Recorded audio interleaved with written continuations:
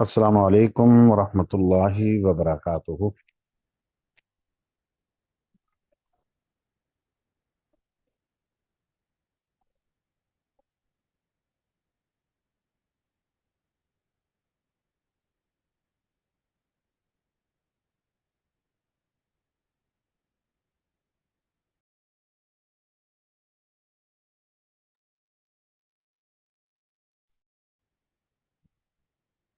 بسم اللہ الرحمن الرحیم۔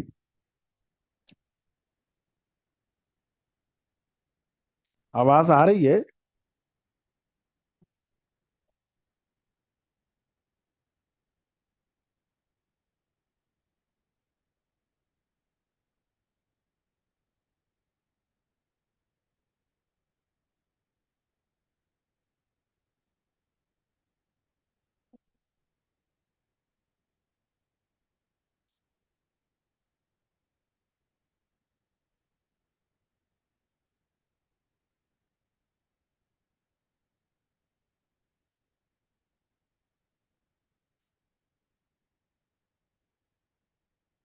باب ذکر النبی صلی اللہ علیہ وسلم من یقتل ببدر۔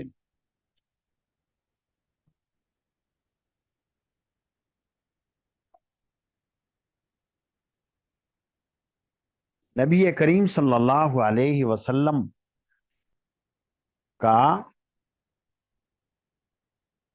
بیان کر دینا ان لوگوں کے ناموں کا جو غزوہ بدر میں قتل کیے گئے۔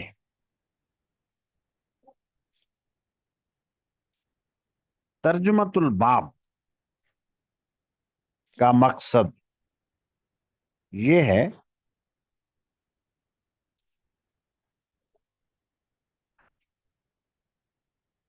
غزوہ بدر جس دن ہونا تھا اس دن سے ایک دن پہلے ہی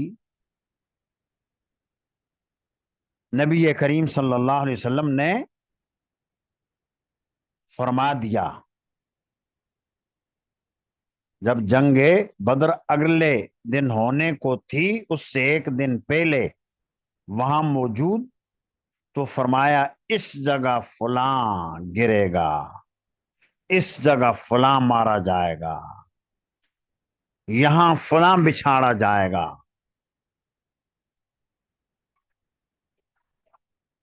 یہ حضور کا معجزہ تھا، حضور نے ایسے پیشن گوئی سنا دی۔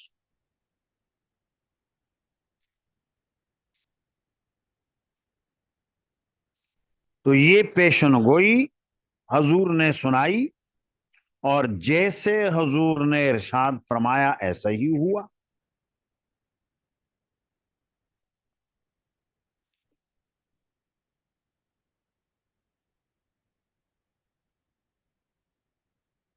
اس سے قبل باب میں یہ بات آئی،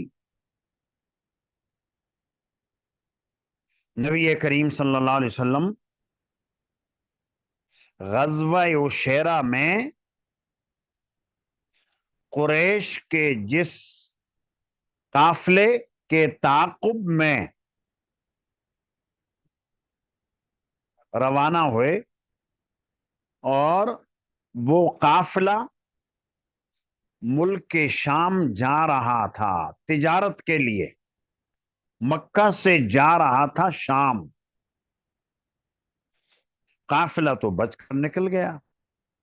اب وہی قافلہ سامان تجارت لے کر ملک شام سے مکہ مکرمہ کی طرف واپس آ رہا تھا۔ آپ علیہ الصلوۃ والسلام کو جب پتہ چلا، اس کے تعاقب میں نکلنے کی تیاری کی اور حکم دیا۔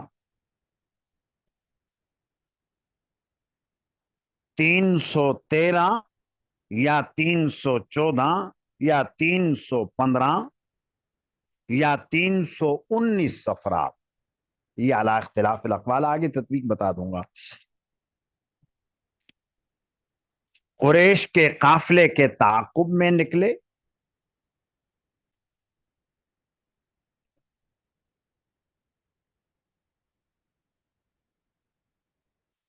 صحابہ کرام جانے کے لیے آمادہ ہوئے، روانہ ہوئے، لیکن جنگ کی تیاری نہیں تھی۔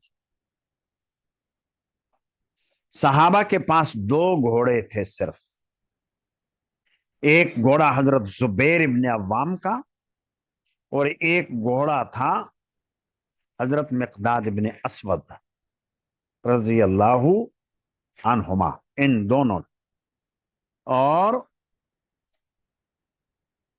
70 اونٹ تھے۔ ان اونٹوں پر باری باری سوار ہوتے تھے، دو دو تین تین افراد میں بانٹ رکھے تھے۔ آپ علیہ الصلوۃ والسلام، حضرت علی اور حضرت ابو لبابہ، یہ 3 افراد ایک اونٹ پر۔ یہ حضرات پیدل چلتے تھے، اور جب نمبر آتا تھا تو آپ علیہ الصلوۃ والسلام سے درخواست کرتے کہ آپ اونٹ پر تشریف رکھیں، ہم پیدل چلیں گے۔ آپ علیہ الصلوۃ والسلام فرماتے تم مجھ سے قوی نہیں اور میں اجر سے مستغنی نہیں، یعنی تم اگر چل سکتے ہو پیدل، مجھ سے قوی نہیں ہو، تو میں کیوں نہیں چل سکتا؟ اور تمہیں اگر ثواب کی ضرورت ہے تو مجھے بھی ثواب کی ضرورت ہے، مستغنی نہیں ہوں۔ مدینہ طیبہ سے نکلے، آگے ایک جگہ ہے بیر ابی عنبہ کے نام سے، وہاں جا کر آپ علیہ الصلوۃ والسلام نے اپنی جماعت کو دیکھا، ان میں جو نوعمر بچے تھے انہیں واپس کر دیا۔ پھر وہاں سے آگے چلے، مقام روحا پہنچے، وہاں سے آپ علیہ الصلوۃ والسلام نے حضرت ابو لبابہ رضی اللہ عنہ کو مدینہ طیبہ واپس بھیج دیا، اور امیر بنا کر کہ تم مدینہ طیبہ میں میرے قائم مقام رہو۔ مقام روحا سے روانہ ہوئے،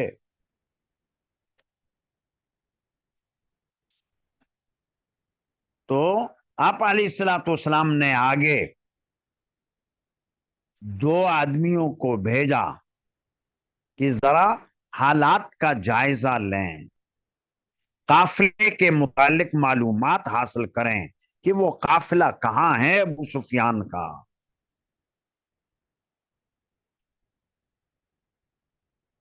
معلوم ہوا کہ قریش کے قافلے والے بحاز نکل گئے، انہیں پتہ چل گیا، انہوں نے ماحول راستہ چھوڑ کر ساحل کا راستہ اختیار کیا، چلا گیا وہ۔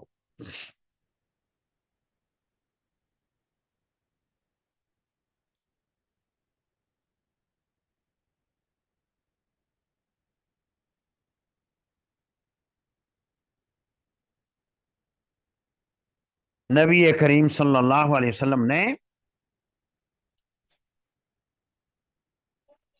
مشورہ لیا، اب پتہ چل گیا کہ ادھر سے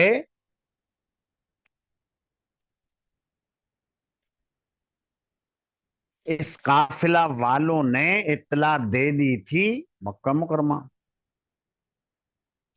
اور وہاں سے آپ علیہ الصلوۃ والسلام کے مقابلے کے لیے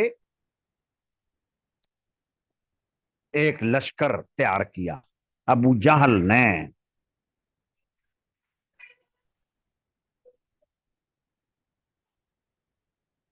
اور آگے تفصیل سے قصہ آ جائے گا۔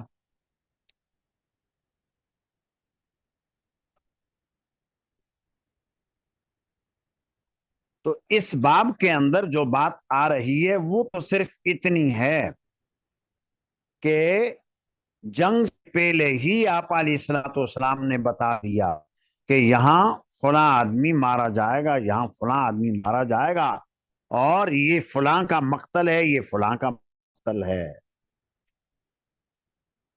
یہ آپ علیہ الصلوۃ والسلام کا معجزہ تھا۔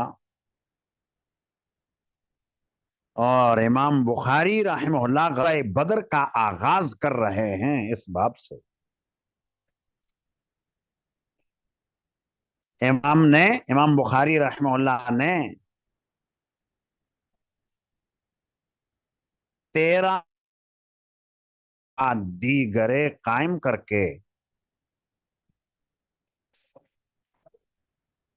اس غزوہ بدر کے پورے قصے کو ان ابواب میں ذکر کیا ہے۔ ایک باب اس سے پہلے گزر گیا، یہ دوسرا باب ہے۔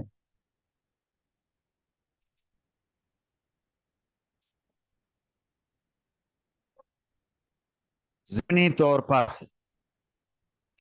ذرا یہ بات سمجھ لیں،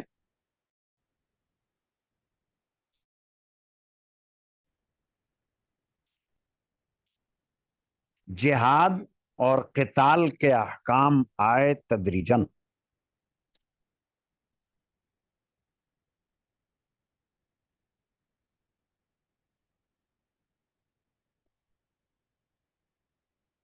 یہ دم احکام نہیں آئے، جن آئے۔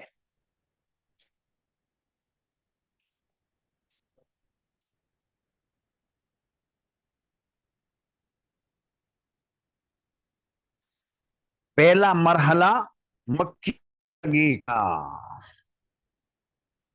نبی کریم صلی اللہ علیہ وسلم کو اللہ رب العزت کی جانب سے حکم یہ تھا کہ تلوار نہ اٹھائیں، صبر کریں۔ کوئی شخص تکلیف پہنچا رہا ہے، جواب میں کارروائی نہ کریں۔ پھر دوسرا مرحلہ آیا، جہاد کی اجازت دی گئی۔ جہاد اب فرض نہیں ہوا، صرف اجازت دی گئی۔ آیت نازل ہوئی، اذن للذین یقاتلون بانہم ظلموا، اجازت دی گئی۔ تو اس آیت میں جہاد کی اجازت دی گئی، پر اس شرط کے ساتھ کہ دوسرا شخص تم پر ظلم کرے، بانہم ظلموا، یا قتال کرے، اس کے جواب میں کاروائی کر سکتے ہو، تم بھی قتال کر سکتے ہو۔ پھر تیسرا مرحلہ آیا کہ دفاع کر سکتے ہو، تم دفاع کر سکتے ہو۔ آیت کے اندر آیا وَقَاتِلُوا فِي سَبِيلِ اللَّهِ الَّذِينَ يُقَاتِلُونَكُمْ، اللہ کی راہ میں قتال کرو ان سے جو تم سے قتال کرتے ہیں۔ یہ تیسرا مرحلہ ہوا۔ اور چوتھا مرحلہ آیا، اس میں حکم ملا کتب علیکم القتال وہو کرہ لکم، قتال تمہارے اوپر فرض کر دیا گیا اور یہ ہے تمہیں ناگوار۔ عسى ان تکرہوا شیئا وہو خیر لکم وعسى ان تحبوا شیئا وہو شر لکم۔ تو اس آیت میں یہ حکم دے دیا کہ اب ابتداءً بھی قتال کرنا جائز ہے، صرف دفاع کی حد تک قتال محض نہیں، بلکہ ابتداءً بھی قتال کیا جا سکتا ہے۔ اور پھر اس کے بعد پانچواں مرحلہ یہ آیا، سورہ توبہ کی آیت نازل ہوئی، فَإِذَا انْسَلَخَ الْأَشْهُرُ الْحُرُمُ فَاقْتُلُوا الْمُشْرِكِينَ حَيْثُ وَجَدتُّمُوهُمْ وَخُذُوهُمْ وَاحْصُرُوهُمْ وَاقْعُدُوا لَهُمْ كُلَّ مَرْصَدٍ. اور نبی کریم صلی اللہ علیہ وسلم نے حضرت علی کو یہ پیغام دے کر مکہ مکرمہ بھیجا کہ جن لوگوں کے ساتھ معاہدوں کی حد متعین ہے انہیں مہلت دیتے ہیں، جن کے ساتھ معاہدے نہیں ہیں ان کو صرف 4 مہینے کی مہلت ہے، 4 مہینے کے اندر اندر وہ جزیرہ عرب خالی کر دیں. اور اگر اتنا عرصہ گزر گیا خالی نہیں کیا تو ان سے قتال کریں گے.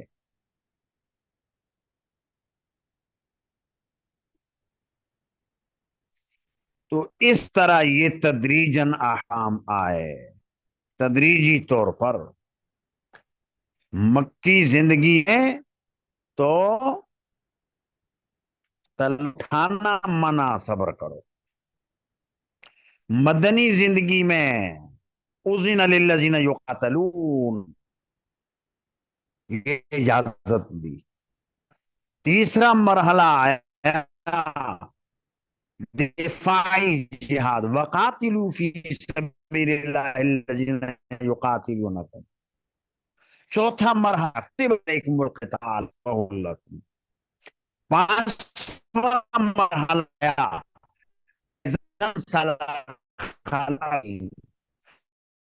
یہ 5 مراحل آئے اور جہاد کفر کی شوکت کو توڑنا، کفر کی شان و شوکت ہے اس کو توڑنا مقصود ہے.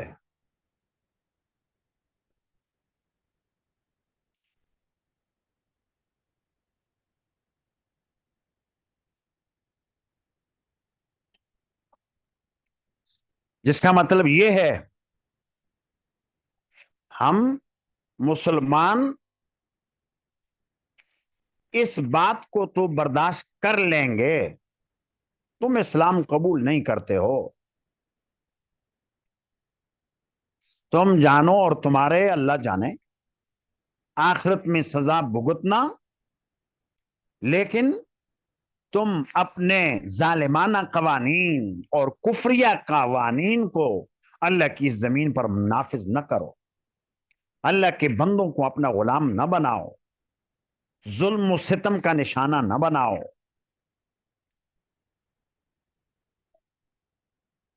اور ایسے قوانین روئے زمین پر نافذ نہ کرو جو اللہ کے قوانین کے خلاف ہیں.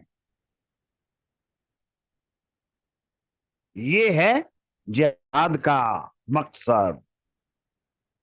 اور پھر جہاد کے لیے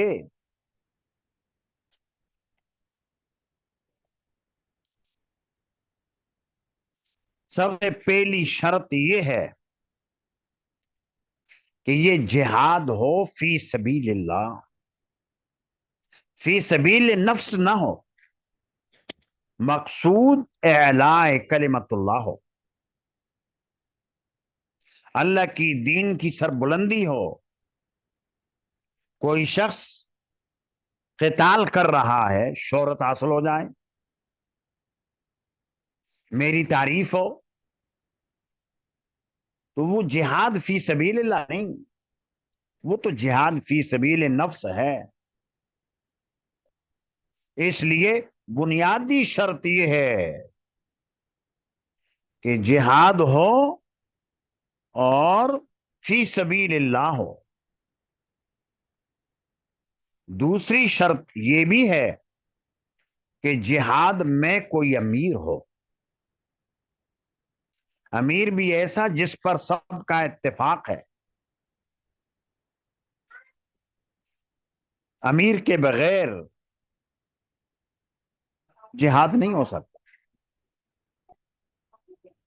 آپس کے اندر لڑائی ہوگی، امیر ہو. تیسری شرط یہ ہے کہ جہاد کرنے اور لڑنے والوں کے اندر اتنی قوت ہو کہ بغیر جہاد،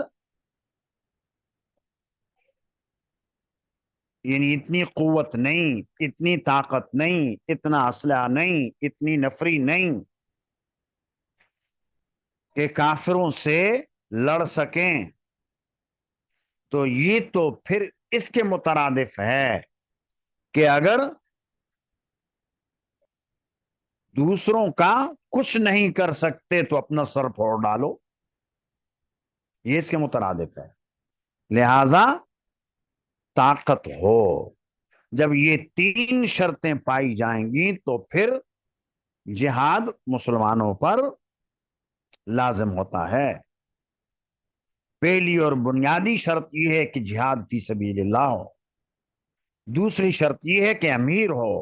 اور تیسری شرط یہ ہے کہ مسلمانوں کے پاس اتنی قوت اور طاقت ہو. تو یہ ضمنی طور پر ایک بات بتا دی. چونکہ یہ مغازی کے ابواب ہیں اور آپ علیہ الصلوۃ والسلام کی جنگوں کے قصے اور واقعات ہیں، تو اس میں یہ بات ذکر کر دی. تو یہ 13 ابواب ہیں جن میں امام نے ذکر کیا غزوہ بدر کو تفصیل کے ساتھ. تو یہ جو باب قائم کیا ہے، اس میں فرمایا باب ذکر نبی صلی اللہ علیہ وسلم میں یقتل ببدر. ترجمۃ الباب کے اندر جو بات آئی کہ غزوہ بدر ابھی ہوا نہیں تھا، پہلے ہی حضور نے بتا دیا یہاں مارا جائے گا فلاں، یہاں مارا جائے گا فلاں، یہاں بچھاڑا جائے گا فلاں، اور جیسا حضور نے فرمایا اگلے دن ایسا ہی ہوا. آگے اس باب کے تحت جو واقعہ اور قصہ آیا ہے امیہ ابن خلف کا.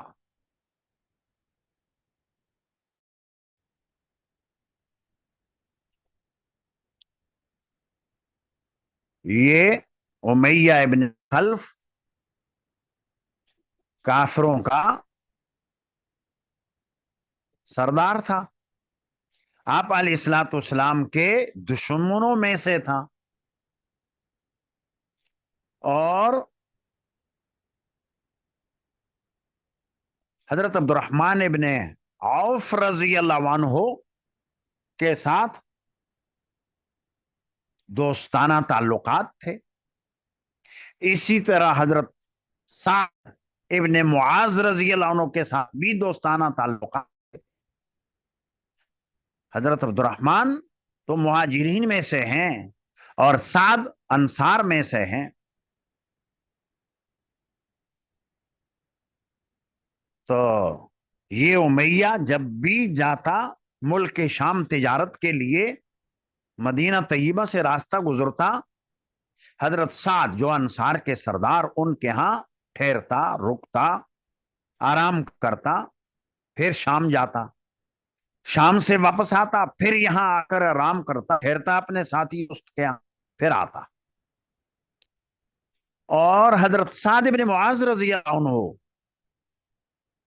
علیہ الصلوۃ والسلام نے جب ہجرت فرما لی مدینہ طیبہ، تو حضرت سعد جاتے مکہ مکرمہ عمرے کے لیے یا حج کے لیے، تو مکہ میں جا کر امیہ کے پاس ٹھہرتے. یہ صورتحال تھی. تو حضور مدینہ طیبہ آ گئے. حضرت سعد گئے مکہ عمرہ کرنے کے لیے اور امیہ کے پاس جا کر پڑاؤ ڈالا. امیہ سے کہا کہ ایسی گھڑی تلاش کر لینا کہ آرام سہولت کے ساتھ جا کر میں طواف کر لوں.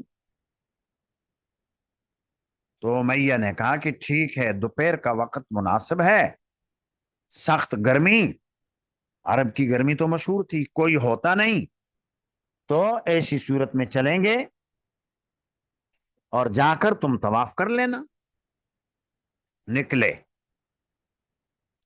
طواف کرنے کے لیے تو ملاقات ہو گئی ابو جہل سے۔ ابو جہل نے امیہ سے پوچھا یہ کون ہے تمہارے ساتھ؟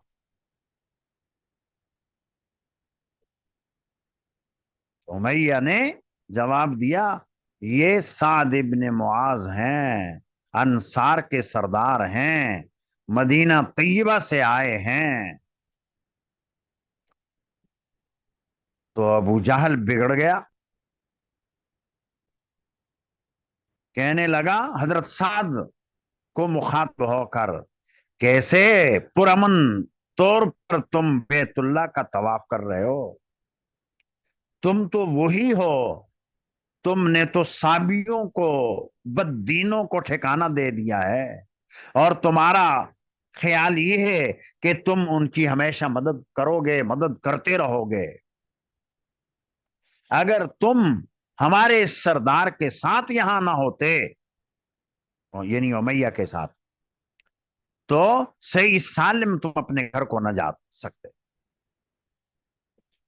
حضرت سعد ابن معاذ رضی اللہ عنہ نے جواب دیا، اور جواب میں چونکہ ابو جہل نے سخت بات کہی، سخت بات کا جواب سختی سے ہی دیا، اور کہا کہ اگر تو نے مجھے یہاں روک دیا تو میں روک دوں گا اس سے زیادہ سخت چیز کو، اور وہ ہے تمہارا راستہ، تمہاری تجارت کا دار و مدار ہمارے راستے پر، مدینہ طیبہ میں سے آنے جانے پر، وہ راستہ میں تمہارا بند کر دوں گا، دانا پانی بند تمہارا۔ حضرت سعد نے جب ترش لہجے میں بلند آواز میں ابو جہل کے سامنے یہ بات کہی، تو حضرت سعد کا جو دوست تھا امیہ، کہنے لگا کہ سعد یہ دیکھو یہ ہمارا سردار ہے، ہمارے سردار کے سامنے تم ایسی اونچی آواز میں بات نہ کرو۔ حضرت سعد نے کہا کہ جاؤ، رہنے دو، تمہارے بارے میں نے حضور علیہ الصلوۃ والسلام سے سنا کہ آپ علیہ الصلوۃ والسلام اور آپ کے صحابہ تمہیں قتل کریں گے۔ یہ جملہ امیہ کے بارے میں حضرت صاحب نے کہا۔ اب امیہ کو فکر ہوئی، چونکہ امیہ کو معلوم تھا کہ آپ علیہ الصلوۃ والسلام جو ارشاد فرماتے ہیں ایسا ہی ہوتا ہے۔ پوچھا کیا مکہ میں قتل کریں گے؟ سعد نے کہا کہ یہ مجھے معلوم نہیں، اور پھر امیہ وہاں سے گھر گیا، اپنی زوجہ کے سامنے یہی بات کہی کہ میرے ساتھی سعد نے یہ کہا کہ محمد اور اس کے ساتھی تمہیں قتل کریں گے، تو میں نے پوچھا تھا مکہ میں، تو انہوں نے یہ کہا کہ مجھے یہ پتہ نہیں۔ تو اب امیہ نے کہا کہ میں تو مکہ سے نکلوں گا ہی نہیں، اور اس کی زوجہ نے بھی یہی بات کہی کہ دیکھو محمد جو بات کہتے ہیں وہ تو سچی ہوتی ہے۔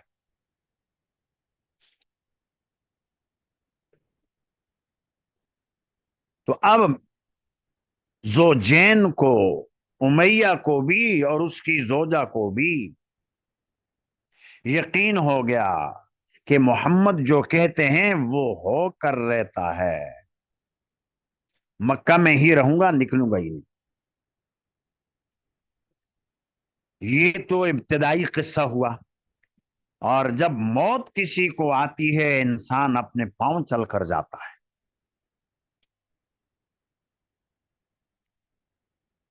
ابو سفیان کے قافلے کی اطلاع جب پہنچی مکہ مکرمہ میں، ابو سفیان نے قاصد بھیج دیا، زمزم نام تھا اس کا، اس نے اپنے اونٹ کی ناک کاٹ ڈالی، اپنا گریبان پھاڑ دیا، زور سے چلانا شروع کر دیا کہ اپنے قافلے کی خبر لو۔ ابو جہل نے لشکر تیار کیا اور اس کو بھی دعوت دی، امیہ کو بھی دعوت دی۔ امیہ نے انکار کیا۔ ابو جہل نے کہا کہ دیکھو اگر تم نہیں گئے، تم تو سردار ہو، کئی اور نہیں جائیں گے۔ اصرار کیا، پھر تیار کر دیا ابو جہل نے اسے، اور تیار کر کے اس پر آمادہ کیا کہ چلو راستے سے واپس چلے آنا کسی طرح، یہاں نہ رہو۔ اور امیہ نے اب آ کر اپنی زوجہ سے کہا کہ رخت سفر باندھ لو، توشہ تیار کر لو، میں جا رہا ہوں۔ زوجہ نے یہ کہا کہ تمہیں اپنے یسربی بھائی کی بات یاد نہ رہی، یعنی حضرت سعد کی؟ کہا کہ مجھے یاد تو ہے، میں یہاں سے جا رہا ہوں، راستے سے کسی طرح واپس آ جاؤں گا، میں اپنے ساتھ ایک عمدہ تیز رو اونٹ لے لیتا ہوں، پاس ہی رکھوں گا، جیسا مجھے موقع ملا میں اس پر سوار ہو کر آ جاؤں۔ یہ کہہ کر نکل گیا، اور راستے میں جہاں پڑاؤ ڈالتے یہ کفار، اپنے اونٹ کو پاس باندھتا، اور موقع نہ ملا اور چلتا چلا گیا اور پہنچ گیا بدر میں۔ یہ تو قصہ یہاں روایت کے اندر آیا، اور پھر آگے کیا ہوا، کیسے مارا گیا؟ جیسا کہ بتلایا، عبد الرحمن ابن عوف رضی اللہ عنہ اور امیہ میں دوستانہ تعلقات تھے۔ جنگ بدر میں عبد الرحمن ابن عوف نے امیہ اور امیہ کے بیٹے کا ہاتھ پکڑ رکھا تھا۔ ایک تو ہے دوست، دوسرا ہے دوست کا بیٹا، اور یہ امیہ مسلمانوں کو بہت ستایا کرتا تھا جب مکہ میں مسلمان تھے، خاص طور سے حضرت بلال۔ حضرت بلال نے دیکھا کہ یہ تو امیہ ہے بدر کے میدان میں، سوچا یہ وہی ہے جو ہمیں تپتے ہوئے پتھروں کے اوپر لٹایا کرتا تھا، اور بلال نے نعرہ لگایا، لا نجوت ان نجا امیہ، امیہ اگر نجات پا گیا تو میں نجات نہیں پاؤں گا، یعنی یا تو میں ماروں گا اس کو، جان سے مار ڈالوں گا، زندہ نہیں رہے گا، یا میں اپنے آپ کو مروا ڈالوں گا، میں شہید ہو جاؤں گا۔ حضرت بلال نے جب یہ آواز لگائی، دوڑ پڑے اس کی طرف، ساتھ ساتھ کچھ انصاری صحابہ بھی۔ جب آگے عبد الرحمن ابن عوف نے امیہ کے بیٹے کو ان کے آگے کر دیا کہ چلو اس کو آگے کر دیتے ہیں، اس کو مار ڈالیں گے، اور امیہ میرا دوست ہے، اتنے میں اس کو کہیں سنبھال لوں گا۔ تو حضرت عبد الرحمن کا مقصد یہ تھا کہ اب یہ مر گیا تو یہ تو دائمی جہنمی بن جائے گا، اور اگر یہ بچ گیا تو آئندہ اس کو ایمان کی توفیق مل جائے گی اور جنتی بن جائے گا، اس لیے بچانا چاہ رہے تھے۔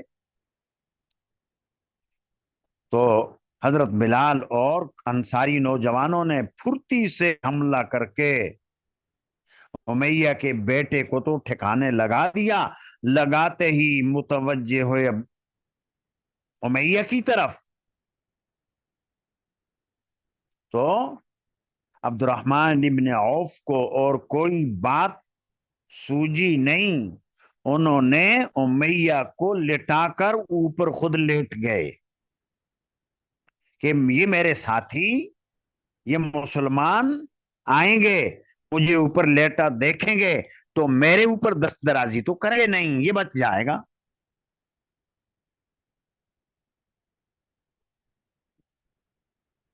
لیکن صحابہ کرام کے لیے قتل کرنا آسان ہو گیا۔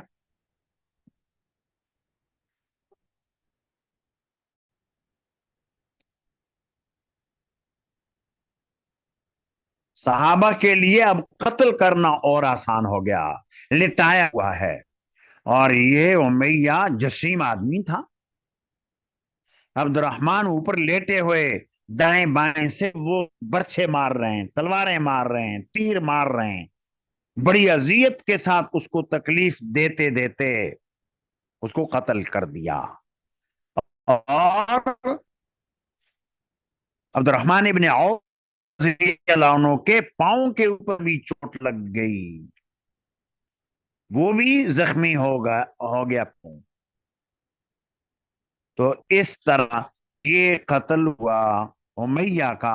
اس امیہ کا قصہ یہاں آیا، اور یہ قتل قصہ دوسری روایت کیا آیا، یہ پوری بات ادھر ادھر سے سب روایتوں سے اکٹھی کر کے گوش گزار کر دی۔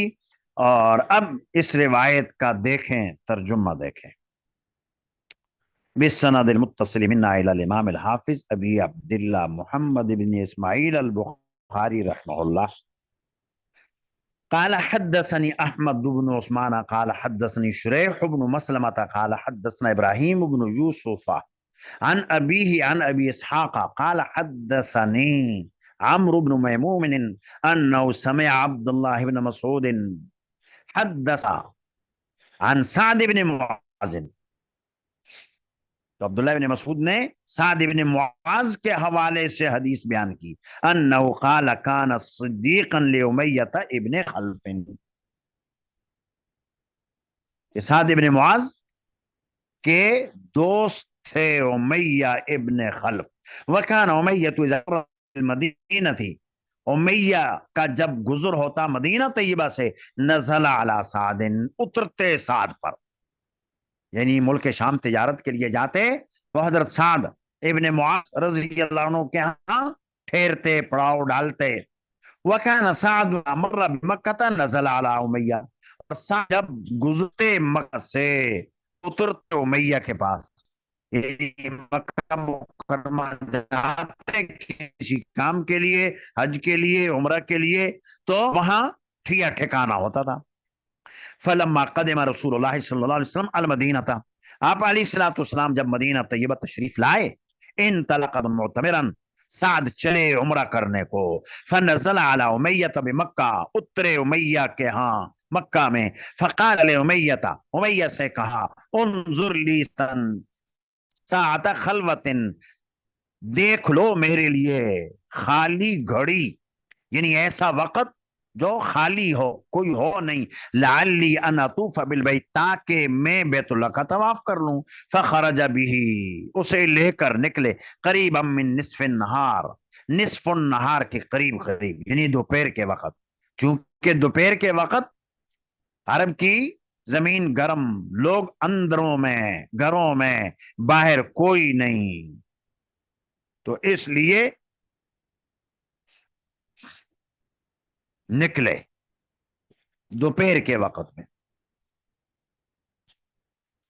فلقیہما ابو جہل، ابو جہل ملا ان دونوں سے، فقال یا ابا صفوان، یہ ابو سفیان، صفوان یہ امیہ ابن خلف کی کنیت ہے. عربوں کا دستور تھا کہ کنیت سے دوسرے کو یاد کرتے پکارتے. اس کنیت سے پکارا من ہاذا ماکا، ارے سعد کون ہے؟ فقال ہاذا سعد، امیہ نے یہ کہا کہ یہ سعد ہے، یعنی وہی انصار کے سردار ہیں. فقال له ابو جہل الا اراک تطوف بمکہ آمنا،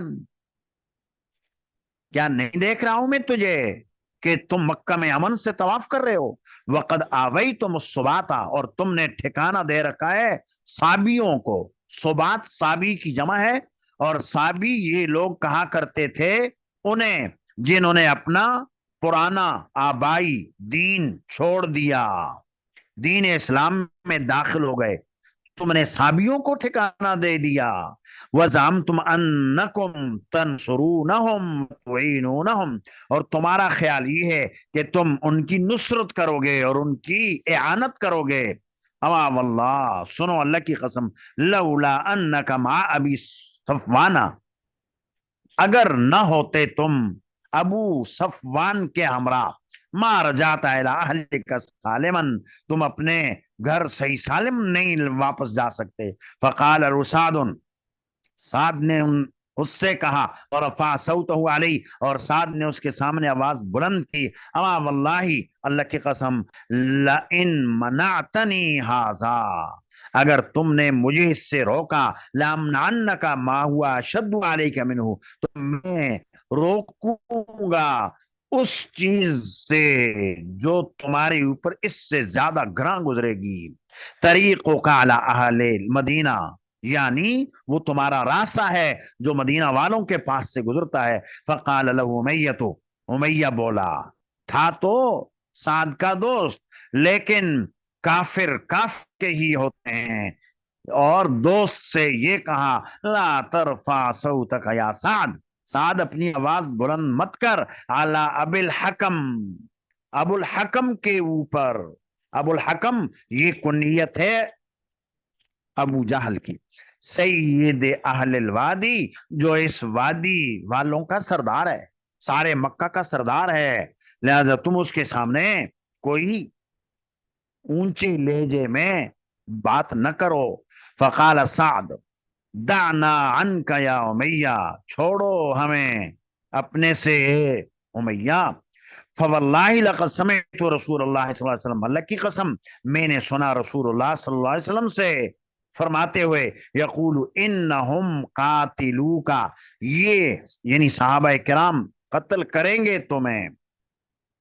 دوسری روایت میں مفرد کا صیغہ ہے جس میں آیا کہ انہو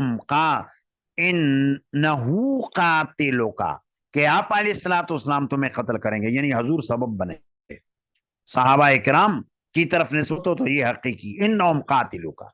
قال بمکہ تھا، قال لا ادری، تو یہ اس آگے سے یہ پوچھا مکہ میں قتل کریں گے؟ سعد نے جواب دیا کہ مجھے معلوم نہیں. ففزع لذلك امیہ فزعا شدیدا، اس سے امیہ بڑے سخت گھبرائے. اور دوسری روایت کے اندر آیا کہ محمد جو کہتے ہیں وہ تو ہو کر رہتا ہے.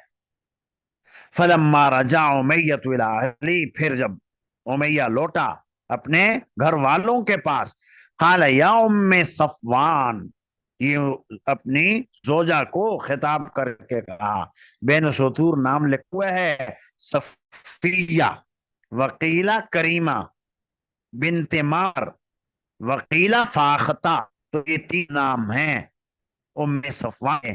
لم ترے ما قال علی سعد، کیا تمہیں معلوم نہیں ہے سعد نے کیا کہا؟ قالت وما قال لک، تو زوجہ بولی کیا کہا ہے تمہیں؟ قال زعم ان محمدا اخبرہم، خیال یہ ہے ان کا کہ محمد نے انہیں خبر دی، انہم قاتلیہ، کہ یہ مجھے قتل کریں گے.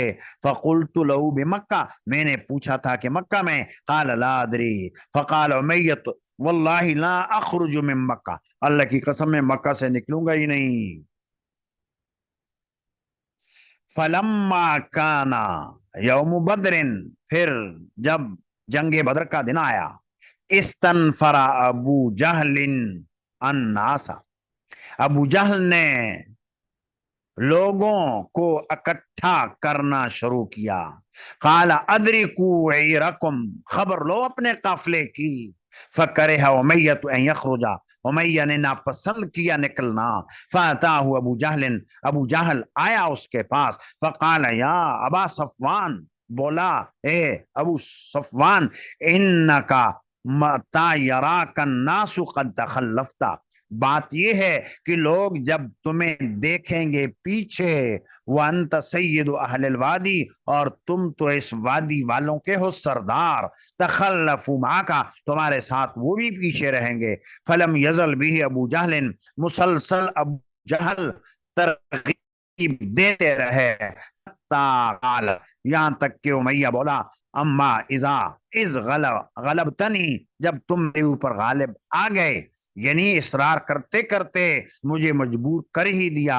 فواللہ لاشترین اجود بعیر بمکہ، میں خریدوں گا مکہ میں جو سے زیادہ ہوگا گھوڑا ہوگا اس سے. ثم قال امیہ، پھر امیہ نے کہا، یا ام صفوان جہزینی، زوجہ سے یہ کہا کہ میرا توشہ تیار. فقالت لہو یا ابا صفوان، بولی کہ ابو صفوان، وقد نسیت ما قال لك اخوك الیثربی، کیا تم بھول گئے تمہیں تمہارے یثربی بھائی نے کہا تھا. یثربی بھائی سے مراد حضرت سعد ہیں. مدینہ طیبہ کا پرانا نام یثرب تھا، تو اس کی طرف نسبت کر کے یثربی. قال لا، تو بولا امیہ کہ نہیں، بھولا تو نہیں ہوں. وما اريد ان اجوز معهم الا قریبا، اور نہیں ہے میرا ارادہ ان کے ساتھ جانے کا مگر تھوڑا قریب ہی جا رہا ہوں. فلما خرج امیہ، پھر جب امیہ نکلا، اخذ لا ينزل منزلا، شروع کیا اس نے اترنا منزل میں، الا عقل بعیرہ، مگر اپنے اونٹ کو اپنے ساتھ باندھتے. فلم یزل بذالک، مسلسل ایسا ہی رہے، یعنی سارے سفر میں جہاں بھی پڑاؤ ڈالتے تو اونٹ کو اپنے پاس ہی باندھ دیتے. حتی قتلہ اللہ ببدر، یہاں تک کہ اللہ نے اس کو بدر میں قتل کیا. اللہ نے بدر میں قتل کیا. یہ آخری جملہ میں یقتل ببدر ترجمۃ الباب کے ساتھ مناسبت رکھنے والا. تو گویا حضور نے جن لوگوں کے قتل کی پیشن گوئی کی تھی ان میں ایک امیہ ابن خلف بھی تھا. ترجمۃ الباب، باب ذکر النبی صلی اللہ علیہ وسلم یقتل ببدر کے ساتھ اس آخری جملے کی مناسبت ہو گئی. تو یہ اس باب کے اندر امیہ کا قصہ اور اس کے قتل کا قصہ بھی آپ کے گوش گزار کر دیا. اور ابتدائی ایک دو باتیں جو ذکر کی ان کو بھی یاد رکھنا کہ جہاد کے احکام آئے تدریجن، اور جہاد کے مشروع ہونے کے لیے 3 شرائط بھی بتائے اور جہاد کا مقصد بھی بتا دیا. اور پہلے یہ بات گزر گئی کہ آپ علیہ الصلوۃ والسلام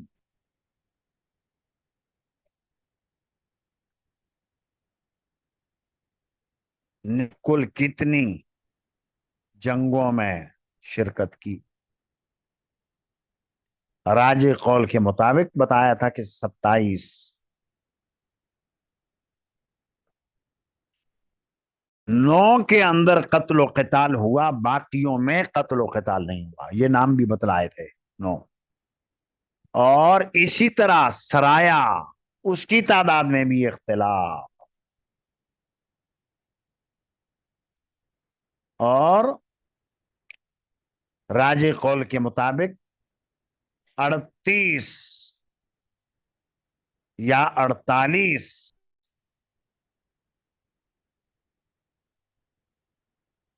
یا 47، اور یہ بھی شاید بتایا تھا کہ یہ اختلاف کیوں ہوا؟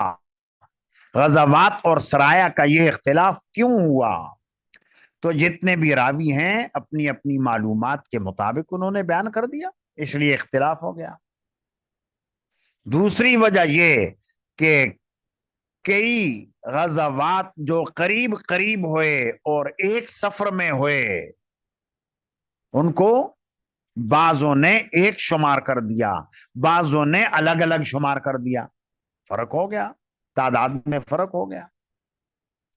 جیسے غزوہ حنین اور غزوہ طائف ایک ہی سفر میں ہوئے، بعض اہل مغازی نے ان کو ایک ہی شمار کر دیا، بعضوں نے جگہیں الگ الگ تھیں دو شمار کر دیا، تو اس وجہ سے یہ اختلاف ہوا۔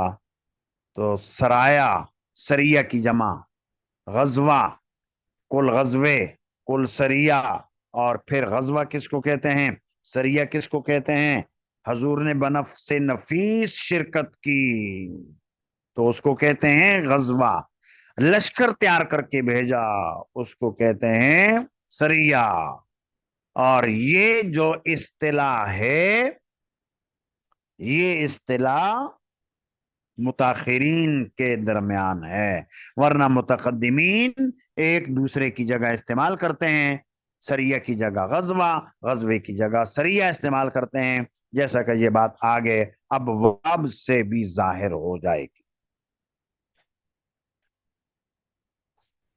اب کچھ پوچھنا ہو تو ارشاد فرمائیے۔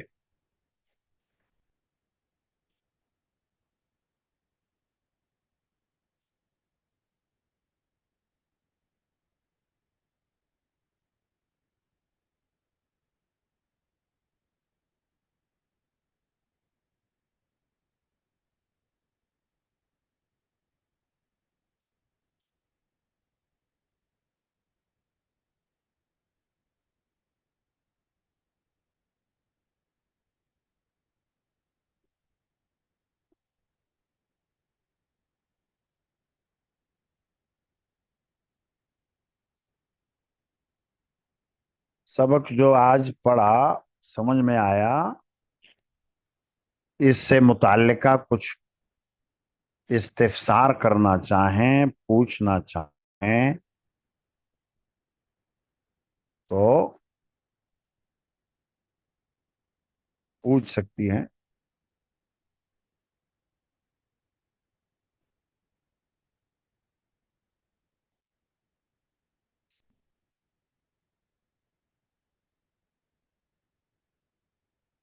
اللہ تعالیٰ علم میں، عمل میں برکت عطا فرمائے، عافیت والی زندگی عطا فرمائے، صحت سلامتی والی زندگی عطا فرمائے، آفات بلیات سے محفوظ فرمائے، گھروں کے اندر خیریں برکتیں نازل فرمائے، اور اپنی رضا کے مطابق اعمال کی توفیق عطا فرمائے۔ آپ سے بھی درخواست ہے دعاؤں کی۔ سبحانک لا علم لنا الا ما علمتنا انک انت العلیم الحکیم۔ السلام علیکم ورحمۃ اللہ وبرکاتہ۔